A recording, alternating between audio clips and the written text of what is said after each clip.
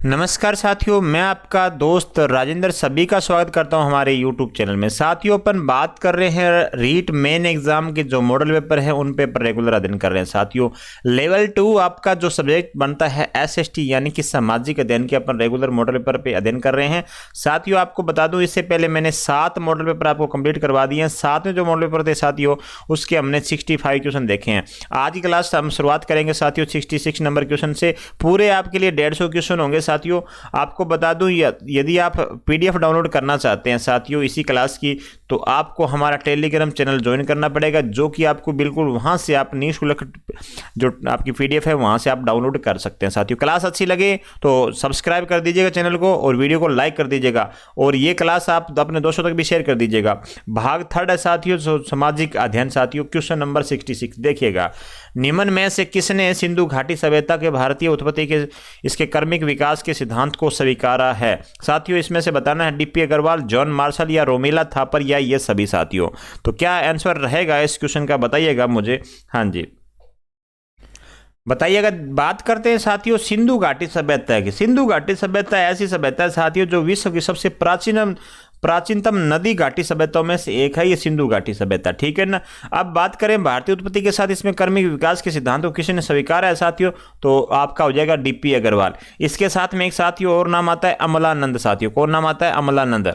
इस ऑप्शन के अंदर इनमें नहीं है अमलानंद, लेकिन अमलानंद और DP अग्रवाल है, इन्होंने क्रमिक विकास के सिद्धांत को स्वीकारा है साथियों। तो हमारा आंसर होगा साथियों 1 नंबर। आगे क्वेश्चन देखिएगा 67 नंबर है। निम्न में से वैशाली किसकी राजधानी है? साथियों, वैशाली बतानी है किसकी राजधानी है। अब ये क्वेश्चन आपके लिए इंपॉर्टेंट बनने वाला है। देखिएगा, इसका जो राइट आंसर होने वाला है साथियों, अपन बात कर लेते हैं इसके राइट आंसर की तरफ बढ़ रहे हैं। इसका होगा वज्जी। साथियों, वज्जी की जो राजधानी थी वो थी, क्या थी? वैशाली थी साथियों। क्या थी? वैशाली थी। अब मल की बात करें साथियों, आपके सामने मल की राजधानी क्या है ये आपको बताना है। तो मल की राजधानी हो जाएगी कुशीनारा। क्या हो जाएगी? कुशीनारा हो जाएगी। ध्यान दीजिएगा, ठीक है ना, कुशीनारा हो जाएगी। अब बात करें चेदी की, तो सुक्तिमती हो जाएगी साथियों। क्या हो जाएगी? सुक्तिमती हो जाएगी इसकी राजधानी। ठीक है ना। इसकी वत्स की बात करें साथियों, इसकी होगी कौशाम्बी। क्या हो जाएगी? कौशाम्बी। सभी की आपको मैंने बता दी है राजधानी, तो आपके लिए क्वेश्चन बन सकता है इंपॉर्टेंट। तो D नंबर इस क्वेश्चन का राइट आंसर होगा। माता पिता और उनके बच्चों के बीच पाए जाने वाले संबंधों की व्यवस्था को परिवार कहते हैं। यह परिभाषा किस विद्वान द्वारा दी गई है? अच्छा क्वेश्चन बन सकता है साथियों, बताइएगा क्या आंसर होगा। हाँ जी, तो 68 का जो राइट आंसर होगा साथियों वो होगा आपका D नंबर। क्लेयर द्वारा ये परिभाषित दिए गए साथियों। क्या दिए गया है? माता पिता और उनके बच्चों के बीच पाए जाने वाले संबंधों की व्यवस्था को परिवार कहते हैं। क्लेयर के द्वारा साथियों ये परिभाषा दी गई है। नेक्स्ट क्वेश्चन देखिएगा। नेक्स्ट क्वेश्चन है आपके स्क्रीन के ऊपर 69 नंबर। महावीर स्वामी ने चतुर्विद संघ की स्थापना कहाँ की थी? बताइएगा। महावीर स्वामी ने साथियों पूछा गया है, तो बताइएगा 69 नंबर क्वेश्चन का आंसर क्या होने वाला है। देखिएगा, अपन बात कर लेते हैं महावीर स्वामी के साथियों। इसके पिता का नाम था सिद्धार्थ साथियों। क्या नाम था? सिद्धार्थ। ठीक है ना। माता का नाम क्या था साथियों? त्रिशला। क्या नाम था? त्रिशला। ये भी आप ध्यान रखिएगा। इनका जन्म बात करते हैं, जन्म कब हुआ था? तो चैत्र शुक्ल साथियों, चैत्र शुक्ल 13 को। ठीक है ना, चैत्र शुक्ल 13 को इनका जन्म होता है। तो इस क्वेश्चन का राइट आंसर होगा साथियों, क्या होगा? 69 नंबर का बिल्कुल आपका वैशाली होगा। क्या होगा? वैशाली आपका राइट आंसर हो जाएगा। ठीक है ना। D नंबर आंसर 69 का आप सही कर लीजिएगा। महात्मा बुद्ध के ग्रह त्याग के बाद सर्वप्रथम उनके गुरु कौन थे? जब महात्मा बुद्ध साहब ने ग्रह त्यागा, उसके बाद पूछा गया है कि सर्वप्रथम इनके गुरु कौन थे। आपको यह बताना है ऑप्शन के अनुसार। तो राइट आंसर क्या होने वाला है साथियों, अपन बात करें महात्मा बुद्ध की, आपके सामने बात करूं साथियों, तो महात्मा बुद्ध राजा शुद्धोधन के घर हुए थे और 35 वर्ष की आयु में साथियों, क्या लिखूं आपके सामने, 35 वर्ष की आयु के अंदर क्या हुआ था साथियों, जो कि आपका वैशाख माह था और पूर्णिमा साथियों, पूर्णिमा की रात्रि पीपल के वृक्ष के नीचे इन्हें क्या हुआ था? ज्ञान प्राप्त हुआ था साथियों। ठीक है ना, ये भी आप ध्यान में रखिएगा, बहुत बार पूछा जाता है। तो राइट आंसर इसका साथी होगा अलार कालाम और रुद्रक रामपुत्र साथी इनके क्या थे? इनके गुरु थे। ठीक है ना। अच्छा क्वेश्चन बन रहा है आपके एग्जाम की दृष्टि से। 71 नंबर क्वेश्चन है, प्राचीन काल में किस महाजनपद में यदु या यादव वंश का शासन था? यदु और यादव वंश का शासन पूछा गया है। शूरसेन, कुरु या पंचाल या मगध? थोड़ा सा अपने फास्ट करेंगे साथियों, तो देखिएगा इस क्वेश्चन का जो राइट आंसर होगा शूरसेन हो जाएगा। क्या हो जाएगा? शूरसेन इस क्वेश्चन का राइट आंसर हो जाएगा। तो 71 नंबर क्वेश्चन होगा, इसका राइट आंसर होगा 1 नंबर। थोड़ा सा जल्दी बढ़ेंगे, क्वेश्चन की संख्या ज्यादा है साथियों, तो आप समझने का प्रयास कीजिएगा। 72 नंबर है, निम्नलिखित मूर्ति कलाओं में से कौन सा मौर्य काल से संबंधित नहीं है, जो नहीं आपको उसी की पहचान करनी है साथियों। तो यहां देखिएगा अपन बात कर लेते हैं 72 क्वेश्चन की। तो देखिएगा इसका जो राइट आंसर होगा वो होगा आपका मथुरा में खड़े बुद्ध हो जाएगा साथियों, ठीक है ना। सी नंबर आंसर यहाँ आपका सही होगा। तो सी नंबर यहाँ पे आपका राइट आंसर होगा। देखिएगा साथियों, जो मथुरा में खड़े बुद्ध लिखा हुआ है यहाँ पे आपके सामने, खड़े बुद्ध। और देखिएगा बात कर रहे हैं बोधिसत्व की जो खड़ी तथा बैठी मुद्रा में, यहाँ पे आपको बैठी मुद्रा में मूर्तियां मिली थी, ठीक है ना। ये कब मिली थी? मौर्योत्तर काल के अंदर साथियों। मैं यहाँ लिख दे रहा हूँ मौर्योत्तर काल के अंदर मिली थी, ठीक है ना। तो यहाँ पे आपका सी नंबर आंसर यहाँ पे सही होगा। काकनाद बोट महाविहार कहाँ स्थित है साथियों, बताना है। काकनाद बोट महाविहार कहाँ स्थित है? सांची में, मथुरा में या प्रतिष्ठान में, या इनमें से कोई नहीं। 73 का क्या राइट आंसर होगा बताइएगा। तो आपका राइट आंसर होगा कहाँ स्थित हो जाएगी? सांची में हो जाएगी साथियों, ठीक है ना। तो ये सांची मध्य प्रदेश के रायसेन जिले में एक छोटा सा साथियों ग्राम है। तो इसका संबंध कहाँ से हो जाएगा? एमपी से हो जाएगा, ठीक है ना, एमपी से हो जाएगा साथियों। आगे देखिएगा आपके सामने 74 नंबर क्वेश्चन है। धर्म शब्द का रूपांतर धम्म संबंधित है साथियों। धर्म शब्द का जो रूपांतर है धम्म किससे संबंधित हो जाएगा ये आपको बताना है। तो 74 का राइट आंसर क्या होने वाला है आपको ये बताना है। तो यहाँ पे आपका राइट आंसर होगा साथियों बिल्कुल प्राकृत भाषा हो जाएगा। 74 का आपका सी नंबर आंसर यहाँ पे सही होगा। नेक्स्ट क्वेश्चन देखिएगा 75 नंबर है। खानवा युद्ध के बाद बाबर ने कौन सी उपाधि धारण करी थी, ठीक है ना। आपको पता होना चाहिए साथियों ये खानवा युद्ध हुआ कब था, बहुत इंपॉर्टेंट क्वेश्चन है। तो खानवा युद्ध साथियों 1527 के अंदर युद्ध होता है साथियों। खानवा युद्ध कब होता है? 1527 के बीच में होता है, बाबर और राणा सांगा के मध्य। किसके मध्य? बाबर व राणा सांगा के मध्य। आप सारी बातों का ध्यान रखेंगे, बाबर और राणा सांगा के मध्य, ठीक है ना। मध्य लिख दे रहा हूं मैं यहाँ पे, ठीक है ना, याद रहेगा ना। 16 मार्च 1527 को ये खानवा युद्ध होता है, बाबर व राणा सांगा के मध्य है। इसके बाद में साथियों जो बाबर थे, जो राजपूतों की साथियों जो सिर कटे हुए थे इस युद्ध के अंदर, क्या होता है राजपूतों के जो सिर कटे थे साथियों, उनसे क्या बनाई इन्होंने, इनसे बाबर ने मीनारें बना दी। क्या बनाई साथियों? मीनारें बनाई थी, ठीक है ना, मीनारें बनाई। और गाजी अर्थात साथियों क्या है?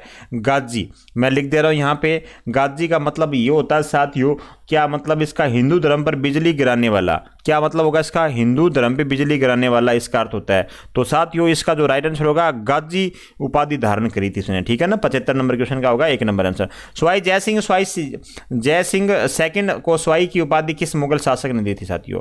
जो जयसिंह सेकंड है उसको स्वाई की उपाधि किसने दी थी? आपसे सीधा सीधा ये क्वेश्चन पूछा जा रहा है। 76 के नंबर बताइएगा क्या आंसर होगा इसका। बहुत अच्छा क्वेश्चन है, बताइएगा, एग्जाम में पूछा जाता है। तो राइट आंसर होगा साथियों औरंगजेब हो जाएगा। क्या हो जाएगा? औरंगजेब आपका यहाँ राइट आंसर होगा। 76 का बी नंबर है। औरंगजेब ने स्वाई की उपाधि दी थी जयसिंह सेकंड को। मुगल काल में बादशाह का सर्वोच्च धार्मिक अधिकारी कौन था? मुगल काल में बादशाह का सर्वोच्च धार्मिक अधिकारी कौन था ये बताना है आपको। दीवान, मीर बख्शी, सदर सुदूर या मीर सामा। 77 का क्या आंसर रहेगा साथियों? बहुत अच्छा क्वेश्चन है, हाँ जी। अच्छा, इसका आंसर सभी बता रहे हैं, तो इसका राइट आंसर होगा सद्र उस सुदूर हो जाएगा, ठीक है ना। सी नंबर है इसका राइट आंसर होगा साथियों। आगे देखिएगा 78 नंबर क्वेश्चन है। भारत के संविधान की अनुसूची उसके विषय के निम्नलिखित युग्मों में से कौन सा सुमेलित नहीं है? जो सुमेलित नहीं है ना, आपको सिर्फ उसी की पहचान करनी है। यहाँ इधर तरफ आपको सूचियाँ दे रखी है और उनके सामने क्या दे रखे हैं? उनके विषय दे रखे हैं। तो कौन सी सूची में कौन सा विषय सुमेलित नहीं हो रहा है, तो आपको यहाँ पे पहचान करनी है। तो बताइएगा क्या राइट आंसर होगा इसका। 8वीं सूची में साथियों क्या है? 8वीं सूची में सिर्फ भाषाएं हैं, ये आपको पता है साथियों, ठीक है ना। और दूसरी अनुसूची की बात करो साथियों, अपनी दूसरी अनुसूची की अपन साथियों बात कर रहे हैं, तो सुमेलित नहीं है वो पूछा जा रहा है। दूसरी अनुसूची देखिएगा, शपथ एवं प्रतिज्ञान का प्रारूप साथियों, तो यही हमारा राइट आंसर होगा। ये गलत है, यहाँ पे आपको ध्यान देना होगा। दूसरी जो अनुसूची है साथियों वो किससे संबंधित हो जाएगी? वो हो जाएगी जितनी राज्य व्यवस्था में जो भी साथियों पदाधिकारी हैं, जो भी आपके पदाधिकारी हैं, जैसे राष्ट्रपति हो जाएंगे, राज्यपाल हो जाएंगे, ठीक है ना। राष्ट्रपति हो गए आपके, राज्यपाल हो जाएंगे, लोकसभा अध्यक्ष हो जाएंगे, है ना, राज्यसभा के सभापति हो जाएंगे। इनके जो है ना साथियों पेंशन और भत्ते से संबंधित हो जाएगी। किससे हो जाएगी? पेंशन और भत्ते से संबंधित है ये। ये भी आप ध्यान में रखिएगा, ठीक है ना। अनुसूची आपको सारी याद होनी चाहिए। तो अभी वर्तमान में कितनी हैं, 12 अनुसूची हैं, सारी आपको ध्यान होनी चाहिए साथियों, ठीक है ना। 10वीं अनुसूची दल बदल के आधार पर नियरता के बारे में उपबंध है साथियों, बिल्कुल। चौथी अनुसूची में राज्यसभा में स्थानों का आवंटन है, तो बी नंबर आंसर यहाँ पे आप सही कर लीजिएगा। संविधान सभा के गठन की मांग सर्वप्रथम 1895 में किसके द्वारा प्रस्तुत की गई है? संविधान सभा की जो गठन की मांग है सर्वप्रथम 1895 में किसके द्वारा प्रस्तुत की गई है? महात्मा गांधी, जवाहरलाल नेहरू या बी आर अम्बेडकर या बाल गंगाधर तिलक। 79 का क्या आंसर रहेगा साथियों? तो संविधान सभा के गठन की मांग सर्वप्रथम 1895 में बाल गंगाधर तिलक द्वारा दी गई थी, ये तो आपको पता है, ठीक है ना। अब बताओ इसका आंसर क्या होगा? तो 79 का जो राइट आंसर होगा साथियों बाल गंगाधर ही होगा, ठीक है ना। तो डी नंबर आंसर यहाँ पे आपका सही हो जाएगा। नेक्स्ट क्वेश्चन देखिएगा साथियों, थोड़ा सा जल्दी बढ़ेंगे। एक गणतंत्रीय राज्य होने के बावजूद भारत राष्ट्रमंडल का सदस्य है जिसका प्रमुख ब्रिटिश अधिपति है। ऐसा इसलिए है साथियों, ऐसा किस लिए है? ऐसा इसलिए है यह सदस्यता भारतीय गणतंत्र के सार्वभौम स्वरूप को प्रभावित नहीं करती है, ठीक है ना। तो हमारा पहला आंसर क्या हो जाएगा? सही हो जाएगा, ठीक है। आगे देखिएगा, निम्न में से कौन सा सही नहीं है? जो सही नहीं है ना, आपको सिर्फ उसी की पहचान करनी है। अब बताइएगा क्या आंसर होगा। देखिएगा, पहला पढ़ रहे हैं, मूल कर्तव्य है मौलिक अधिकारों का साथियों हिस्सा है। अपन देखिएगा बात कर रहे हैं कौन सा सही नहीं है, ठीक है ना। जो सही नहीं है अपन उसी की बात कर रहे हैं साथियों, ठीक है ना। मूल कर्तव्य मौलिक अधिकारों का हिस्सा नहीं है, हिस्सा है साथियों, ये लिखा हुआ है हिस्सा है। तो साथियों जो मूल कर्तव्य मौलिक अधिकारों का हिस्सा नहीं है, ठीक है ना, ये आप ध्यान रखिएगा। तो जो नहीं पूछा जा रहा हमारा यही आंसर सही होगा। देखिएगा, मूल कर्तव्य मौलिक अधिकारों का भाग नहीं है साथियों, बिल्कुल भाग नहीं है। भारतीय संविधान के भाग 4 के 4 में मौलिक कर्तव्य गिनाए गए हैं। अनुच्छेद 51(1) के प्रत्येक भारतीय नागरिक 11 कर्तव्यों की व्याख्या की है। साथियों सारी बातें सत्य है, लेकिन कौन सा सही नहीं है? तो आपका 1 नंबर आंसर होगा। 81 का 1 नंबर आंसर हो जाएगा साथियों। आपको बता दूं जो ये मूल कर्तव्य थे, ये देखिएगा जो मूल कर्तव्य हैं साथियों कब जोड़े गए थे आपको पता होना चाहिए। 42वां संविधान संशोधन होता है साथियों, 42वां संविधान संशोधन कब होता है? 1976 में सरदार शरण सिंह की समिति पे होता है, ठीक है ना, ये भी आपको पता होना चाहिए। इसमें मूल कर्तव्य साथियों जोड़े गए थे अपने 10 जोड़े गए थे। शुरुआत में कितने जोड़े गए थे? 10 जोड़े गए थे, लेकिन बाद में जो 86वां संविधान संशोधन होता है, अमेंडमेंट होता है 2002 के अंदर, ठीक है। यहाँ पे आपको क्या किया था? यहाँ पे आपके ना 11वां जो मूल कर्तव्य था उस समय जोड़ा गया था, ठीक है ना। 11वां मूल कर्तव्य आपका उस समय जोड़ा गया था, जो किससे संबंधित हो जाएगा? 6 से 14 वर्ष की जो आयु है ना उसके बीच में बच्चों को शिक्षा के अवसर प्रदान करना है। ये 11 मूल कर्तव्य में ये बहुत बार एग्जाम पूछा गया क्वेश्चन है, तो क्वेश्चन बहुत अच्छा शानदार क्वेश्चन है, लगा लीजिएगा साथियों स्टार इसको, ठीक है ना। नेक्स्ट क्वेश्चन देखो, नेक्स्ट क्वेश्चन देखिएगा, निम्नलिखित में से किस मामले में वीडी सावरकर को 1911 ईस्वी में अंडमान और निकोबार द्वीप समूह की कुख्यात सेलुलर जेल में आजीवन भेजे जाने की सजा दी गई थी साथियों? तो किस कारण इन्हें सजा दी गई थी ये बताना आपको 82 के अंदर, ठीक है ना। ये बता देते हैं अपन। वीडी सावरकर की बात कर लेते हैं साथियों, विनायक दामोदर सावरकर, ठीक है ना। जन्म होता है 1883 के अंदर जन्म होता है साथियों, ठीक है ना। 1883 में होता है, 1966 में इनकी मृत्यु होती है। बात करें साथियों वीडी सावरकर की, तो मैं आपको बता दूं अंडमान निकोबार द्वीप के अंदर बात करें जो पोर्ट ब्लेयर है साथियों, पोर्ट ब्लेयर जो हवाई अड्डा है, अंडमान निकोबार लिख दे रहा हूं आपके सामने। अब बात कर लेते हैं जो पोर्ट ब्लेयर साथियों, पोर्ट ब्लेयर इसकी राजधानी है। इसमें एक हवाई अड्डा स्थित है साथियों। क्या है? हवाई अड्डा है। उस हवाई अड्डे का जो नाम है साथियों, वो नाम अभी चेंज कर दिया गया है, वीर सावरकर साथियों। क्या कर दिया गया है? वीर सावरकर हवाई अड्डा उसका नाम किया हुआ है, ध्यान रखिएगा, ठीक है ना। वीर सावरकर हवाई अड्डा रखा गया, ये भी आप ध्यान में रखिएगा। तो साथियों इस क्वेश्चन का राइट आंसर क्या होगा? इस क्वेश्चन का राइट आंसर होगा डी नंबर, ठीक है ना। सॉरी बी नंबर होगा, नासिक षड्यंत्र केस हो जाएगा साथियों। क्या हो जाएगा? नासिक षड्यंत्र केस आपका राइट आंसर होगा। 82 का बी नंबर सही कर लीजिएगा, ठीक है। आगे देखिएगा 83 नंबर, बारदोली सत्याग्रह का नेतृत्व किसने किया था? बारदोली सत्याग्रह का नेतृत्व पूछा गया किसके द्वारा किया गया है? तो देखिएगा बारदोली जो है आपके सामने बात करूं सत्याग्रह की, तो ये है साथियों इसका राइट आंसर होगा वल्लभ भाई पटेल हो जाएगा। क्या हो जाएगा? वल्लभ भाई पटेल। 83 का आपका सी नंबर आंसर यहां पे सही हो जाएगा। मुस्लिम लीग द्वारा मुक्ति दिवस कब मनाया जाता है? मुक्ति दिवस मुस्लिम लीग के द्वारा पूछा गया कब मनाया जाता है? तो बताइएगा राइट आंसर क्या होगा। देखिएगा अपन बात करें साथियों 84 नंबर क्वेश्चन है, मुस्लिम लीग द्वारा मुक्ति दिवस कब मनाया गया था? तो 22 दिसंबर 1939 राइट आंसर होगा साथियों। क्या होगा? 22 दिसंबर 1939 इसका राइट आंसर होगा। ये पूरी बात क्या है आपको भी मैं समझा देता हूं थोड़ी सी अंदर। देखिएगा बात करें मुस्लिम लीग की स्थापना, तो मुस्लिम लीग की स्थापना होती है अपने 30 दिसंबर 1906 को होती है साथियों। ढाका में इसकी स्थापना होती है, ढाका जो वर्तमान में साथियों बांग्लादेश हो जाएगा, ठीक है ना। इसकी स्थापना होती है 1906 के अंदर, आपको ये बात याद रखनी होगी, ठीक है। अब इसके जो संस्थापक कौन हो जाएंगे, मोहम्मद अली जिन्ना थे, आगा खान थे, ठीक है ना, और इसके बाद ख्वाजा सलीमुल्लाह थे, ये सारे क्या है इसके, हाँ जी, संस्थापक हो जाएंगे।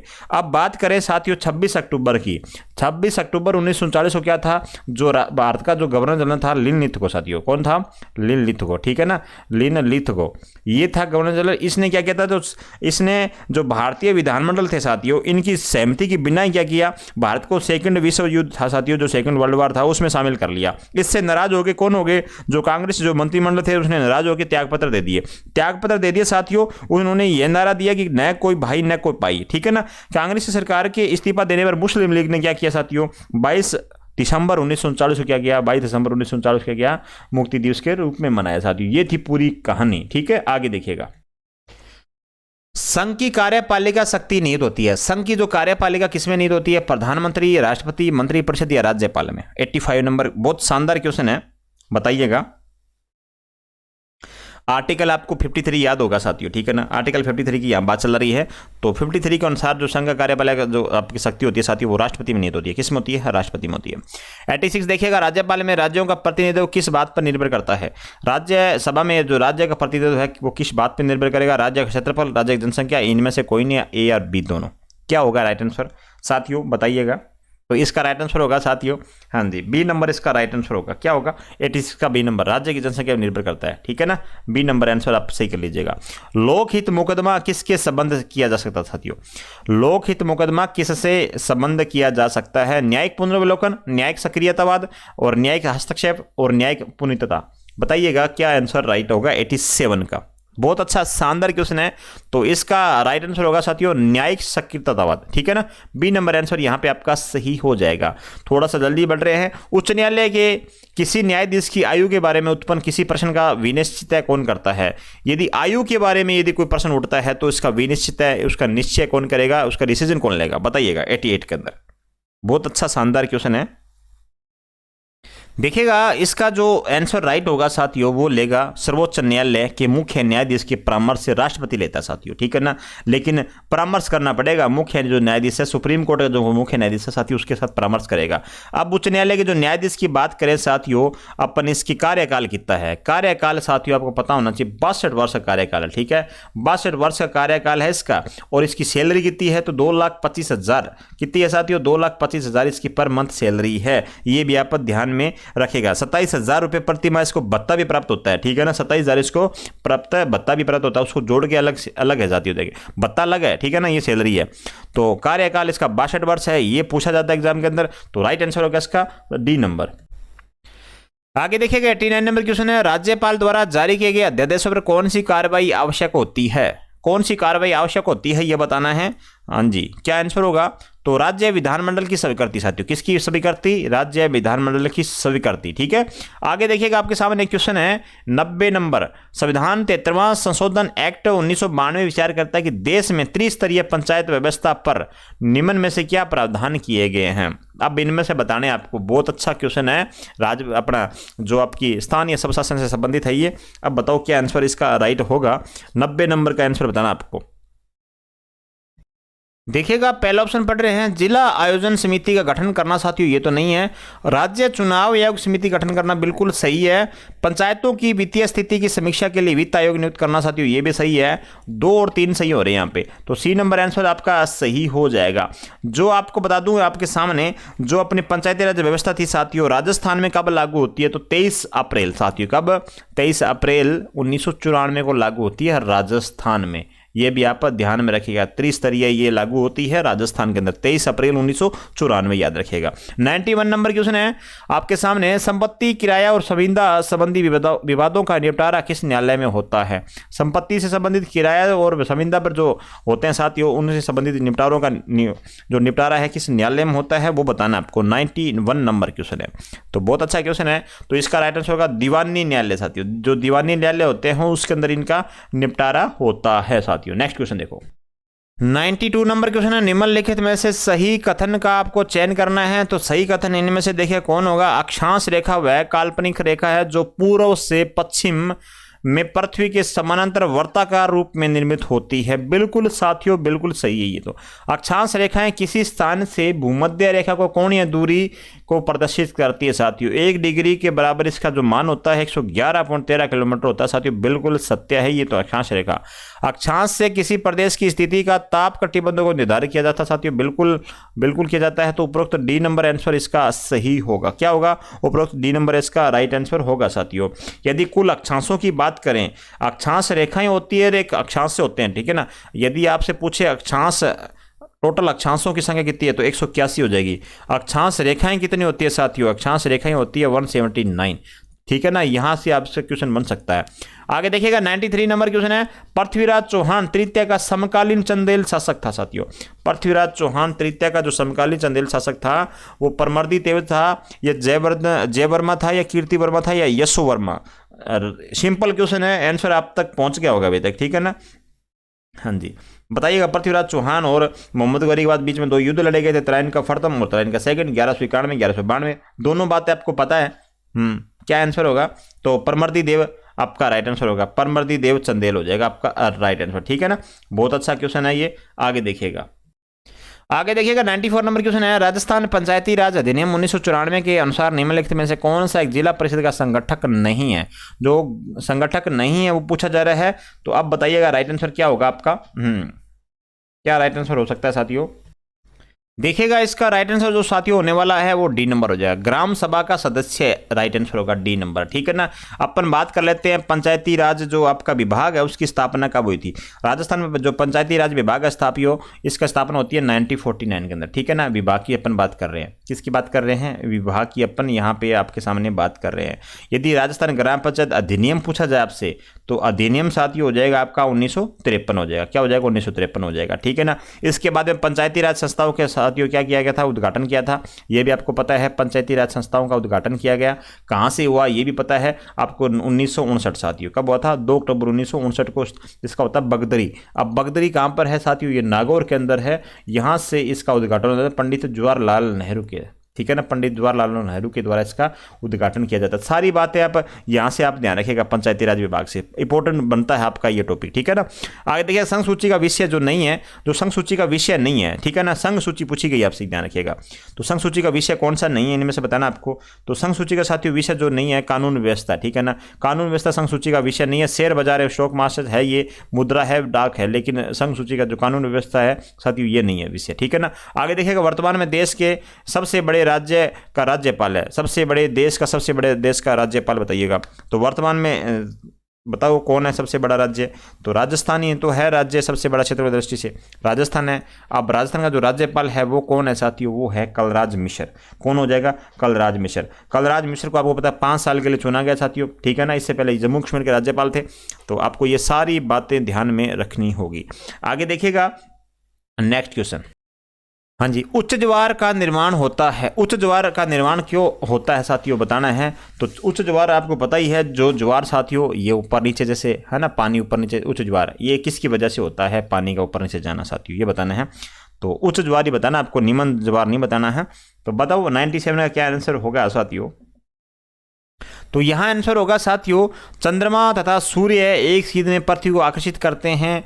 चंद्रमा तथा सूर्य दोनों विपरीत दिशाओं की में पृथ्वी को आकर्षित करते हैं दोस्तों, दोनों ही हो जाएंगे आपके, ठीक है ना। दोनों हो जाएंगे तो सी नंबर आंसर यहाँ पे आपका सही होगा, ठीक है ना। इन दोनों की वजह से क्या हो रहा है? उच्च ज्वार का निर्माण होता है, ठीक है। आगे देखिएगा 98 नंबर, निम्न में से कौन सी धारा उत्तरी गोलार्ध में दक्षिण से उत्तर की ओर प्रवाहित होती है? कौन सी धारा है जो उत्तरी गोलार्ध में दक्षिण से उत्तर की ओर होती है साथियों प्रभावित? कैलिफोर्निया, क्यूरोसिया, क्यूराइल या अलास्का धारा? 98 का बताना आपको यहाँ पे आंसर। बहुत अच्छा क्वेश्चन है साथियों। देखिएगा इसका साथियों, इसका राइट आंसर होगा बी, क्यूरोसिवा धारा हो जाएगी। क्या हो जाएगी? क्यूरोसिवा धारा आपका राइट आंसर होगा। 98 का आप लगा लीजिएगा बी नंबर आंसर। नेक्स्ट देखो, हाँ जी, क्रायोलाइट एक प्रकार की वनस्पति है साथियों। क्रायोलाइट आपको बतानी है किस प्रकार की वनस्पति है। मरुस्थलीय है, थोड़ा सा ऊपर कर लेता हूं, इसको दिखाई देगा आपको अच्छे से साथियों। अब देखिए, अब मरुस्थलीय वनस्पति है, हिम के साथ अनुकूलित वनस्पति है, उष्ण कटिबंधीय वनस्पति है, या उपरोक्त में से कोई नहीं इनमें से। 99 का तो बताओ, क्रायोलाइट बताओ क्या है साथियों। बता देता हूं साथियों, इसका जो राइट आंसर होगा डी नंबर होगा, उपरोक्त में से कोई नहीं। तो ये फिर क्रायोलाइट है क्या साथियों? ये एक असामान्य खनिज है। क्या है ये साथियों? असामान्य खनिज है। ये भी आप ध्यान में रखिएगा, ठीक है ना। अब ये कहाँ पे मिलता है, तो ग्रीनलैंड के जो पश्चिमी तट है वहाँ पे मिलेगा आपको, ठीक है ना। बड़े भंडार मिलते हैं इसके, ठीक है। आगे देखिएगा, असामान्य खनिज है, ध्यान रखिएगा साथियों। राजस्थान में संश्लेषित ऊन बनाने का कारखाना कहाँ स्थापित है? ऊन बनाने का कारखाना पूछा जा रहा है आपसे राजस्थान में, तो साथियों राइट आंसर होगा भीलवाड़ा हो जाएगा। क्या हो जाएगा? भीलवाड़ा आपका राइट आंसर होगा। आगे देखिएगा 101 नंबर क्वेश्चन है, विस्तृत कृषि के संदर्भ में निम्न में से कौन सा कथन असत्य है? कौन सा कथन असत्य है बताना है इस क्वेश्चन के अंदर, तो बताइएगा 101 का राइट आंसर क्या होगा। यह कृषि विकसित राष्ट्रों में अधिक प्रचलित है साथियों, और इसमें पूंजीगत आवश्यकता बहुत कम होती है साथियों। बिल्कुल गलत है, पूंजी की आवश्यकता साथियों यहाँ बहुत ज्यादा पड़ती है, ठीक है ना। भारत में पंजाब और हरियाणा में इसका विस्तार है। बिल्कुल मानव श्रम की तुलना में प्रति व्यक्ति उत्पादन में वृद्धि होती है साथियों, सही है सारी बात, लेकिन बी नंबर आंसर आपका यहाँ पे सही होगा। नेक्स्ट क्वेश्चन देखो, अब देखिएगा 102 नंबर क्वेश्चन है, हुंडई कार कंपनी किस देश की है? हुंडई आपने गाड़ियां सुनी होगी साथियों, देखी भी होगी आपने हुंडई की, तो हुंडई बताइएगा किस की कंपनी, कौन से देश की कंपनी है ये? बहुत अच्छा क्वेश्चन है। तो यहाँ आपका राइट आंसर होगा साथ 102 नंबर क्वेश्चन का 1 नंबर, ये हो जाएगी कोरिया की, ठीक है ना। ये कहाँ की हो जाएगी? ये कंपनी है कोरिया की, याद रखिएगा हुंडई। एक आता साथियों होंडा, ठीक है ना। होंडा जापान की है, कहाँ की है? होंडा जापान की, होंडा मोटरसाइकिल, ठीक है। ये स्कूटर इंडिया लिमिटेड, ये जापान की है सारी, देखिएगा। नेस्ला स्विट्जरलैंड की है, ठीक है। कहाँ की है? नेस्ला स्विट्जरलैंड की है। तो इसके अलावा बहुत सारी है चीज़ें साथियों। आगे देखिएगा, अपन बात करें, जो गतिविधियां वस्तुओं के बजाय सेवाओं का सृजन करती है वे शामिल की जाती है। जो गतिविधियां वस्तुओं के बजाय सेवाओं का सृजन करती है वे क्या कहलाती है? तो साथियों वो कहलाती है तृतीय क्षेत्र में। क्या कहलाएंगे? तृतीय क्षेत्र में उसको शामिल कर लेंगे, ठीक है ना। किस में शामिल करेंगे? तृतीय क्षेत्र में शामिल करेंगे उसको। सी नंबर आंसर यहाँ पे आपका सही हो जाएगा। नेक्स्ट देखो, भारत में अंग्रेजों की मुक्त व्यापार नीति का उद्देश्य क्या था? अब बताओ, बहुत अच्छा क्वेश्चन है। इसका साथियों जो उद्देश्य था वो था साथियों भारतीय कच्चे माल के इंग्लैंड निर्यात तथा ब्रिटिश तैयार वस्तु में भारत आयात पर लगे सभी प्रतिबंध हटाना था साथियों, ठीक है ना। बहुत अच्छा क्वेश्चन बनता है, थोड़ा सा लंबा सोचना पड़ता है इस क्वेश्चन को आंसर देने के लिए, चारों ऑप्शन अच्छे से पढ़ने पड़ेंगे फिर आप इसका आंसर दे पाएंगे, ठीक है। आगे देखिएगा 105 नंबर क्वेश्चन है, वैश्वीकरण के कारणों के बारे में कौन सी बात सही है? वैश्वीकरण के कारण है वो कौन सी बात इनमें से सही है? अब बताओ क्या आंसर होगा, ठीक है ना। वैश्वीकरण बताओ क्या इसका अर्थ क्या होता है साथियों? ऐसा देखो, दूसरे देश की जो अर्थव्यवस्था होती है उस विश्व की अर्थव्यवस्था के साथ क्या करना? उसको आत्मसात करना, ठीक है ना। दूसरे देश की कोई अर्थव्यवस्था है, मान लो दूसरे देश की कोई अर्थव्यवस्था है, उसके साथ में क्या कर लेना? आत्मसात करना, ठीक है ना। वहां की अर्थव्यवस्था को क्या करना? मिलाना, आपस में मिला देना साथियों, ठीक है। 105 नंबर के क्वेश्चन राइट आंसर होगा साथियों वो होगा 1 नंबर। वैश्वीकरण एक महत्वपूर्ण कारक प्रौद्योगिकी है साथियों, ठीक है ना। 1 नंबर आंसर यहां आपका सही होगा। देखिएगा 106 नंबर क्वेश्चन है, पोर्टफोलियो विदेशी निवेश किस माध्यम से किया जाता है? पोर्टफोलियो विदेशी निवेश किस माध्यम से किया जाएगा? तो ये माध्यम होगा शेयर बाजार के माध्यम से। किसके माध्यम से? शेयर बाजार के माध्यम से किया जाता है, ठीक है ना। अर्थशास्त्र में उल्लेखित सप्तांक की अवधारणा में निम्नलिखित में कौन सा शामिल नहीं है? जो शामिल नहीं है आपको उसी की पहचान करनी है, तो यहाँ पे होगा परीक्षा। परीक्षा इसमें शामिल नहीं होता साथियों, क्या नहीं होता? परीक्षा इसमें शामिल नहीं होता, ठीक है ना। आगे देखिए 108 नंबर क्वेश्चन है, विश्व व्यापार संगठन WTO का कौन सा सदस्य देश ऐसा है जो किसी भी क्षेत्रीय व्यापार समझौतों से नहीं जुड़ा हुआ है? कोई भी व्यापार समझौते से नहीं जुड़ा है ऐसा देश कौन सा बताना है? ऐसा देश का नाम बताओ, भारत, चीन, मंगोलिया या रूस? 108 नंबर क्वेश्चन का क्या राइट आंसर होगा, ठीक है ना। इसकी अपन बात करें, इसकी स्थापना की बात कर दूं आपके सामने, 1995 इसकी स्थापना होती है, ठीक है ना। 1995 इसकी स्थापना होती है, ये भी आप ध्यान में रखिएगा। जेनेवा साथियों इसका मुख्यालय है, जेनेवा के अंदर, स्विट्जरलैंड के अंदर, ठीक है ना। और वर्तमान में सदस्य संख्या कितनी है इसको बताइएगा, आप मुझे कमेंट के बताइएगा इसकी वर्तमान में सदस्य संख्या कितनी है, वर्तमान में सदस्य कितने हैं इसके, कमेंट में बताइएगा, ठीक है ना। अब इसका जो राइट आंसर होगा साथियों वो होगा आपका सी नंबर, मंगोलिया हो जाएगा इसका राइट आंसर, जो किसी भी क्षेत्रीय व्यापार समझौते से नहीं जुड़ा हुआ है। आगे देखिएगा आपके सामने 109 नंबर क्वेश्चन है, नरेगा अधिनियम 2005 फरवरी 2006 को राजस्थान के निम्नलिखित में किस जिले में परिवर्तन नहीं हुआ? परिवर्तन नहीं हुआ पूछा जा रहा है आपसे, तो कौन से जिले में परिवर्तन नहीं हुआ था, मतलब लागू नहीं हुआ साथियों, ये पूछा गया आपसे, ठीक है ना। कहाँ पे लागू नहीं हुआ था ये बताना आपको। इसका राइट आंसर होगा साथियों अजमेर हो जाएगा, क्या होगा? अजमेर इसका राइट आंसर होगा। अब बता दूं जो नरेगा है इसको महात्मा गांधी रोजगार गारंटी भी कहते हैं साथियों। क्या है? महानरेगा इसका नाम हो गया, मनरेगा, ठीक है ना, महानरेगा, मनरेगा इसका नाम है, ध्यान रखिएगा साथियों। अब इसमें इसका राइट आंसर होगा पर्वत जो जिला नहीं है वो होगा आपका अजमेर। इसके अंदर आपको 100 दिन का रोजगार मिलता है साथियों। कितने दिन मिलता है? 100 दिन का रोजगार मिलता है। 90% साथियों इसके अंदर जो केंद्र सरकार क्या करती है, हाँ जी, इसमें जो खर्च वहन करती है। राजस्थान खाद्य सुरक्षा अधिनियम के तहत 1 मार्च 2018 से 1 रुपये प्रति किलो गेहूं निम्न में से किस वर्ग के परिवार को दी जाती है? अब बताना राजस्थान खाद्य सुरक्षा अधिनियम के तहत बताना 1 मार्च 2018 से 1 रुपये प्रति किलो जो गेहूं है कौन से परिवार को दी जाती है? स्टेट बीपीएल परिवार या उपरोक्त सभी अंत्योदय राशन, बताइए कहने में से कौन सा आंसर होगा? बहुत अच्छा क्वेश्चन है साथियों, बताइएगा। इसका जो राइट आंसर होगा आपका बता दूं, हाँ जी, क्या होगा? डी नंबर आंसर होगा। ये सभी परिवारों को 1 रुपये गेहूं दी जाती है, याद रखिएगा, ठीक है, ठीक है ना। सारी बात आप ध्यान में रखिएगा। जो ये खाद्य सुरक्षा अधिनियम है साथियों, ये कब प्रवर्त हुआ था, ये कब लागू हुआ है, ये पता होना चाहिए। तो 10 सितंबर साथियों, 10 सितंबर 2013 से ये लागू होता है प्रदेश के अंदर, ठीक है ना। इसके अंतर्गत बात करूं साथियों, जो ग्रामीण क्षेत्र में है 75% आबादी को कवर किया गया है और शहर के अंदर 50% आबादी को कवर किया गया है, ठीक है ना।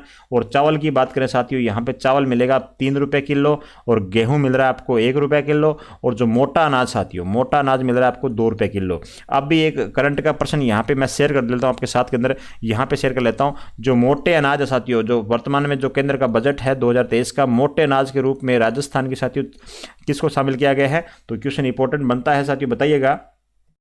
यहाँ पे बाजरा को शामिल किया गया साथियों। किसे किया गया है? बाजरा को शामिल किया गया है, ठीक है ना। मोटे अनाज के रूप में जिसे श्री अन्न योजना बोलेंगे, ठीक है ना, उसको मोटे अनाज के रूप में बाजरा को शामिल किया गया है। ये क्वेश्चन भी इंपॉर्टेंट बनेगा। हाल फिलहाल की बात है साथियों, 1-2 दिन पहले की बात है ये। तो इसका राइट आंसर होगा साथियों डी नंबर। राजस्थान में अंत्योदय योजना किस मुख्यमंत्री के कार्यकाल से प्रारंभ की थी? अंत्योदय योजना बतानी है आपको किस मुख्यमंत्री के कार्यकाल में शुरू करी थी? तो ये योजना 2000 में शुरू होती है। आप अब लगा लो 2000 में मुख्यमंत्री राजस्थान कौन थे, ठीक है ना। अंत्योदय के कार्य बताने आपको। तो 2 रुपये प्रति किलोग्राम से क्या मिलती है? गेहूँ। 3 रुपये प्रति किलो चावल मिलते हैं। बताओ क्या राइट आंसर होगा? तो राइट आंसर होगा साथियों भैरों सिंह शेखावत। क्या होगा आपका? Bhairon Singh Shekhawat, C number answer यहाँ पे आपका सही होगा। नेक्स्ट क्वेश्चन देखो साथियों, थोड़ी सी स्पीड बढ़ाएंगे। मंडी क्षेत्रों को निम्न में से किन वर्गों में बांटा गया है? तो मंडी क्षेत्रों में साथियों बांटा गया है उपरोक्त में से कोई नहीं, ठीक है ना। डी नंबर आंसर यहाँ पे आपका सही हो जाएगा। क्या हो जाएगा? डी नंबर आपका सही हो जाएगा। कृषि उपज मंडी में मंडी क्षेत्र को 6 भागों में बांटा गया। कितने भागों में बांटा गया? 6 भागों में बांटा गया, ठीक है ना। इनमें से कोई नहीं है। तो आगे देखिएगा 113 नंबर क्वेश्चन है, निम्न में से किस अर्थशास्त्री ने राष्ट्रीय विकास को नागरिक शक्तियों का सम्मिलित प्रभाव एवं भौतिक व मानव संसाधनों, ज्ञान एवं कौशल के भंडार के रूप में परिभाषित किया है? तो इसका राइट आंसर होगा साथियों जॉन वाइजी ने। किसने? जॉन वाइजी ने, ठीक है ना। नेक्स्ट देखो, राष्ट्रीय आय के संबंध में असत्य बताना आपको। राष्ट्रीय आय के संबंध में असत्य बताना है। तो देखिएगा जो असत्य उसी को पहचान कर रहा हूं मैं। शहरी व ग्रामीण क्षेत्र में शुद्ध घरेलू उत्पाद में योगदान में कोई परिवर्तन नहीं हुआ है, नहीं हुआ है, ठीक है ना। हुआ है साथियों। तो यहाँ पे असत्य कथन है, तो बी नंबर आंसर सही होगा। निम्न में से किस देश का मानव विकास सूचकांक सर्वाधिक है? मानव विकास सूचकांक सर्वाधिक कहाँ का है ये बताना आपको। तो देखिएगा साथियों अमेरिका, रूस, जापान, नॉर्वे। तो क्या ऑप्शन राइट होगा? तो नॉर्वे साथियों, नॉर्वे का जो मानव सूचकांक है वो क्या है? सर्वाधिक है। क्या है? मानव विकास सूचकांक सर्वाधिक है, ठीक है। कहाँ का है? नॉर्वे का, ठीक है ना। ये भी आप ध्यान रखिएगा। और भारत का स्थान कौन सा है? विश्व के अंदर 132वां स्थान है। कौन सा स्थान है? 132वां स्थान हो जाएगा, ठीक है ना। सारी बातें आप ध्यान में रखिएगा, ठीक है। आगे देखो, उपभोक्ता संरक्षण अधिनियम 2019 के तहत जिला मंच के अध्यक्ष का या सदस्य का कार्यकाल कितना होता है? या अध्यक्ष पूछे या सदस्य का कार्यकाल पूछे, तो दोनों का साथ एक ही होता है। तो बताइएगा क्या होगा? हाँ जी, 5 वर्ष या 65 वर्ष की आयु जो भी आपकी पहले होगी, ठीक है ना। 5 वर्ष या 65 वर्ष की आयु जो भी पहले हो जाएगी, ठीक है ना, वो होगा आपका अध्यक्ष सदस्य कार्यकाल। नेक्स्ट क्वेश्चन देखो, नेक्स्ट क्वेश्चन है, राजस्थान राज्य उपभोक्ता संरक्षण आयोग का मुख्यालय क्या है? राजस्थान राज्य उपभोक्ता संरक्षण का कार्यालय पूछा जा रहा है आपसे। तो देखिएगा साथियों, जो आयोग का गठन कब किया था? ये आयोग का गठन किया था 1988 में। यदि पूछे राजस्थान राज्य उपभोक्ता संरक्षण आयोग का गठन कब किया था, तो 1988 में से गठन किया था, ठीक है ना। और कृष्णमल लोढ़ा साथियों, कृष्णमल लोढ़ा याद रखिएगा, कृष्णमल लोढ़ा प्रथम अध्यक्ष थे इसके। कौन थे? कृष्णमल लोढ़ा, ठीक है ना, अध्यक्ष प्रथम, ठीक है। ये भी आप ध्यान रखिएगा। तो अब बात करें मुख्यालय कहाँ पे, तो मुख्यालय साथियों जयपुर में हो जाएगा। 10 के नोट पर किसके हस्ताक्षर होते हैं? 10 के नोट पे हस्ताक्षर किसके होते हैं? बहुत इंपॉर्टेंट क्वेश्चन है, बताओ। आरबीआई के गवर्नर साथियों बताऊँ, आरबीआई, यदि आरबीआई बैंक की बात करूँ साथियों आपके सामने, आरबीआई बैंक, ठीक है ना, RBI reserve bank of India, इसकी स्थापना पूछी जाए आपसे तो 1935 में इसकी स्थापना होती है, ठीक है ना, 1935 में इसकी स्थापना होती है। तो नोट का जो निर्गमन का एक अधिकारी इसी को प्राप्त है, बताओ।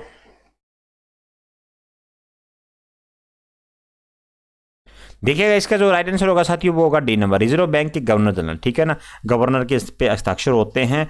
एक बात और बता देता हूं, पते की बात यह है कि 1 रुपए का यदि नोट है साथियों, 1 रुपए का नोट किसके द्वारा जारी होता है, तो भारत सरकार के द्वारा जारी होता है। किसके द्वारा, भारत सरकार के द्वारा जारी होता है 1 रुपए का नोट।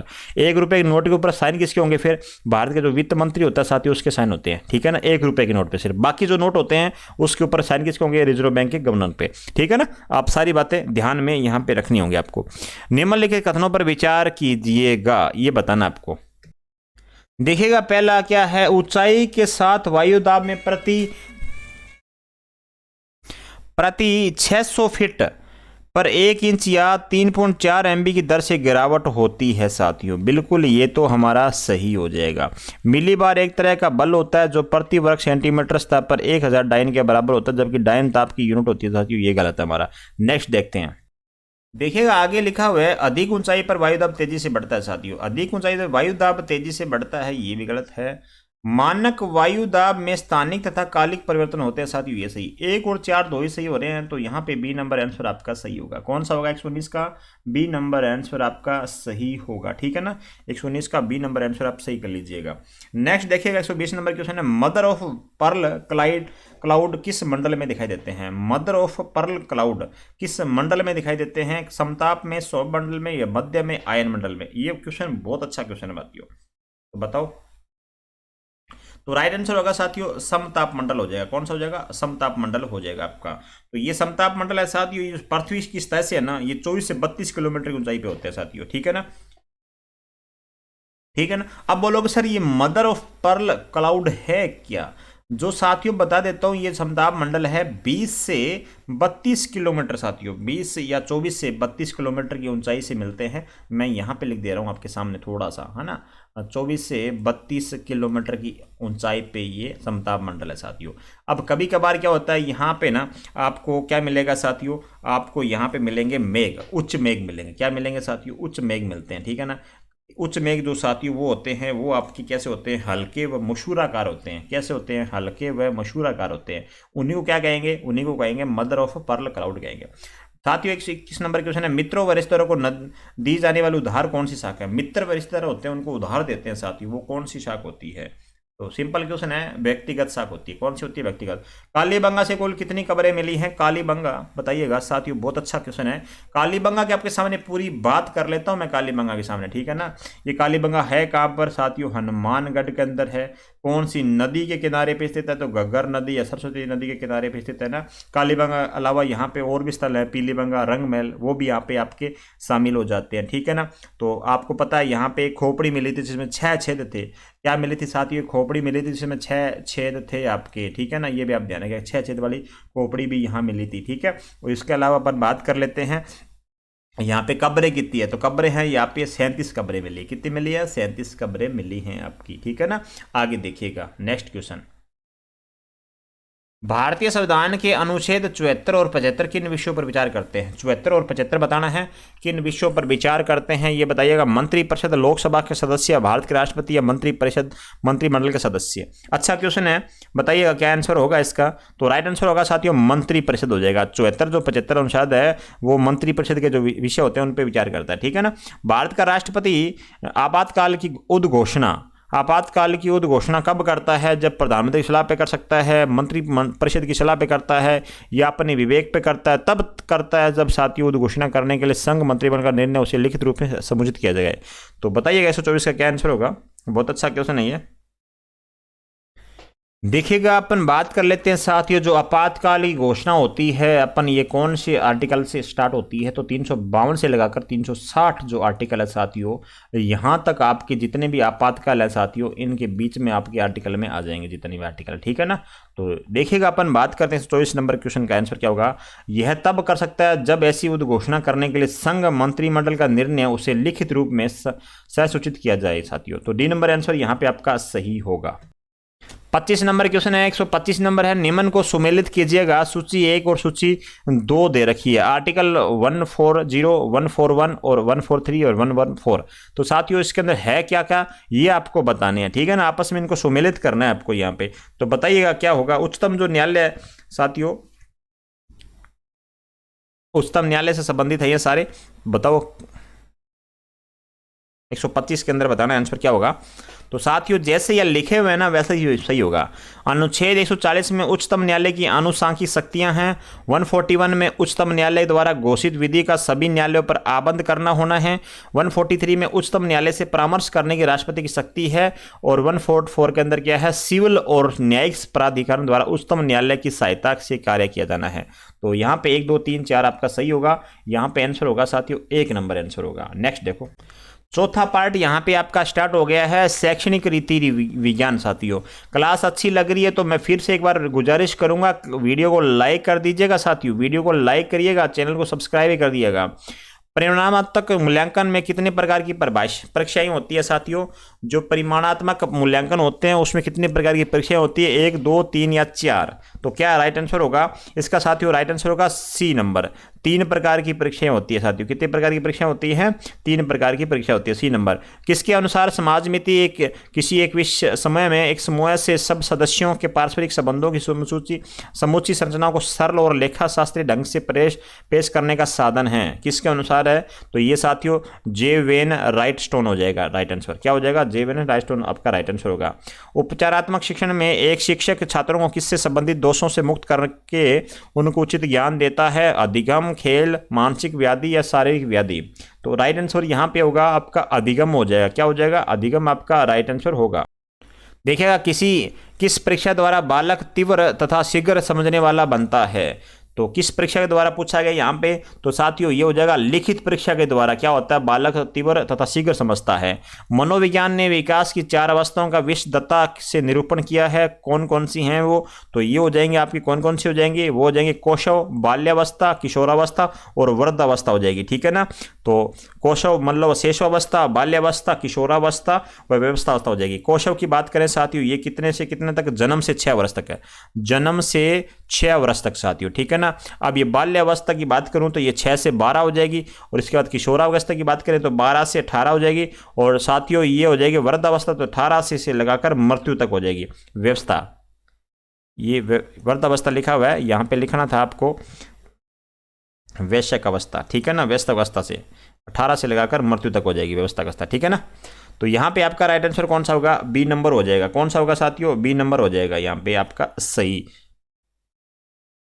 देखिएगा 131 नंबर क्वेश्चन है, यदि कक्षा के अधिकांश विद्यार्थी सीखने में असमर्थ है तो शिक्षक को क्या करना चाहिए। शिक्षक को साथियों क्या करना चाहिए, शिक्षक को यह करना चाहिए कि अपनी शिक्षण पद्धति में संशोधन लाना चाहिए। जिस वो पद्धति से पढ़ा रहा है वो यदि सफल नहीं हो पा रही तो दूसरी पद्धति उसको अपनानी चाहिए। सी नंबर आंसर होगा यहाँ पे सही। एक प्रभावी शिक्षक वही होता है जो साथियों क्या होता है, जो विद्यार्थियों को अध्ययन के लिए प्रेरित करे। क्या करे, अध्ययन के लिए प्रेरित करे साथियों। निम्न में से किस फादर ऑफ प्रोजेक्ट मेथड माना जाता है, किसे फादर ऑफ साथियों, फादर ऑफ प्रोजेक्ट मेथड माना जाता है। तो 133 का जो राइट आंसर होगा साथियों वो होगा W.H. किलपैट्रिक, ठीक है ना। W.H. किलपैट्रिक को क्या माना जाता है, फादर ऑफ प्रोजेक्ट मेथड माना जाता है, ठीक है ना। सारी बातें आप ध्यान में। 134 नंबर क्वेश्चन है, सामाजिक विज्ञान शिक्षण की किस पद्धति में छात्र विशिष्ट से सामान्य की ओर बढ़ेंगे। विशिष्ट से सामान्य की ओर बढ़ेंगे साथियों, बताइएगा कौन सी विधि हो जाएगी, वो हो जाएगी आगमन विधि हो जाएगी। आगमन विधि में विशिष्ट की ओर सामान्य से बढ़ते हैं। निगमन में क्या होता है, सामान्य से विशिष्ट की ओर बढ़ेंगे साथियों, सामान्य से विशिष्ट की ओर बढ़ेंगे निगमन विधि के अंदर। याद रखिएगा साथियों, बहुत अच्छा क्वेश्चन है।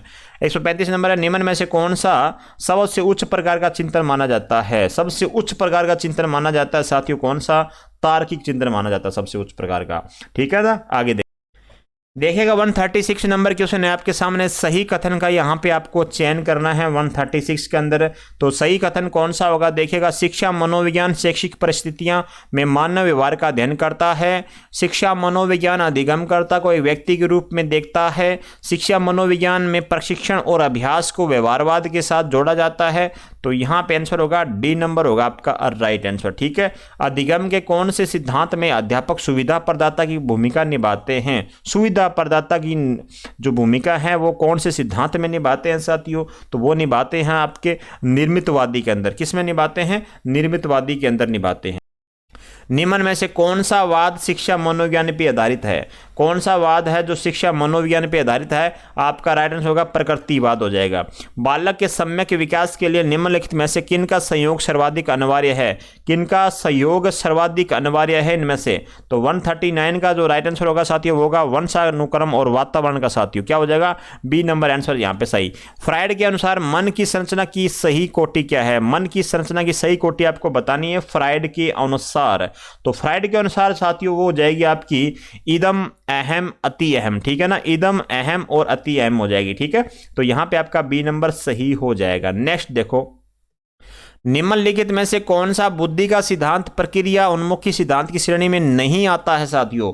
जो नहीं आ रहा है तो देखिएगा इनमें कौन सा नहीं आ रहा है। तो स्पीरमैन का सिद्धांत साथियों नहीं आता। ठीक है ना, स्पीरमैन का जो सिद्धांत है वो इस सिद्धांत में नहीं आता है। ठीक है ना, 142 देखिएगा, बारहवीं अधिगम निम्नलिखित में से किस समिति की रिपोर्ट का नाम है? बारहवीं अधिगम। ठीक है ना, तो बारहवीं साथियों ये कौन से का हो जाएगा? ये हो जाएगा यशपाल समिति का हो जाएगा। ठीक है ना, किसकी हो जाएगी? यशपाल समिति का हो जाएगा।